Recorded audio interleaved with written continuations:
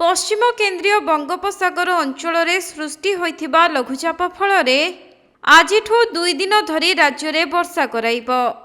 आजिठु 2 दिन धरी राज्य में वर्षा हेब। भुवनेश्वर आंचलिक पाणीपाग केन्द्र पक्षरु मिलिथिबा सूचना अनुसार लघुचाप प्रभाव में दक्षिण उपकूल ओडिशा रे वर्षा होइपारे। आज मालकानगिरी, कोरापुट, रायगड़ा, गजपति, कंधमाल, नयागढ़, गंजाम, खोर्धा, पुरी, ढेंकानाल, कटक, जाजपुर, जगतसिंहपुर, केन्द्रापड़ा, भद्रक एवं बालेश्वर जिल्लार किछि स्थान रे हालुकारू मध्यम धरणर वर्षा होइपारे। सेहिपरि 25 तारिख सकाळ 8:30 टारू 26 तारिख सकाळ 8:30 पर्यंत गजपति, गंजाम, नयागढ़, खोर्धा, कटक, पुरी, जाजपुर, केन्द्रापड़ा, जगतसिंहपुर, भद्रक एवं बालेश्वर रे हालुकारू मध्यम धरणर वर्षा होइपारे। अन्यपटे 28 तारिख बेलू पश्चिमा झड़ प्रभाव में पश्चिम ओडिशा रे वर्षा हेबार संभावना थिबा नेई पूर्वानुमान करिछि पाणीपाग केन्द्र।